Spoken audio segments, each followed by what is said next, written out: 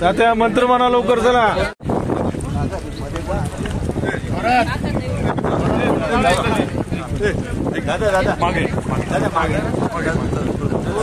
नदीला आई म्हणतात. जशी आई मुलाला जन्म देते तशी नदी एका सिव्हिलायझेशनला जन्म देते. जिकडे नद्या असतात तिकडे लोक असतात, तिकडे शहरं बनतात, तिकडे गावं बनतात आणि एक सिव्हिलायझेशन तिकडे तयार होते. हे आपण एकदम म्हणजे प्राचीन काळापासून बघतोय. जसं मोहेंजोदारो हरप्पा झालं, जशी गंगा माँ आहे, आपलं भारताचं इंडो आर्यन लोकांनी त्याची सिव्हिलायझेशन चालू केली. आपल्या तालुक्यासाठी ते डिंबे धरण आहे, ज्याच्यामुळे आपली सिव्हिलायझेशन म्हणजे आपल्या सगळ्यांची प्रगती या डिंबे धरणामुळे झाली.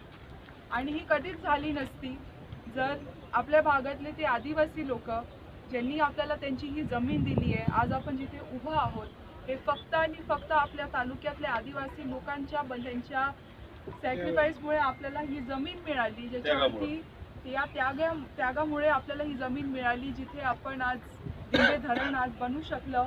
याचं पाणी आपल्या अख्ख्या तालुक्यात जातं आणि तिकडनंच वेगवेगळ्या प्रकल्पातनं सोलापूरपर्यंत वगैरे सुद्धा हे पाणी जातं. तर आपल्या सगळ्यांसाठी डिंबे धरण एकदम एक अस्मितेचा विषय आहे आणि त्याची पूजन करणं हे आपलं सगळ्यांचंच कर्तव्य आहे. जसं आपण आपल्या घरात पूजा करतो आणि तिकडे जो आपल्याला शांती पण भेटते आणि जो एक समाधान वाटतो, अभिमान वाटतो की आपण देवाला आज काहीतरी अर्पण केलं, तसंच आज आपल्याला डिंबे धरणाची पूजा करताना, इथे पाणी पूजा करताना तसंच सगळ्यांना इथे जाणवलं.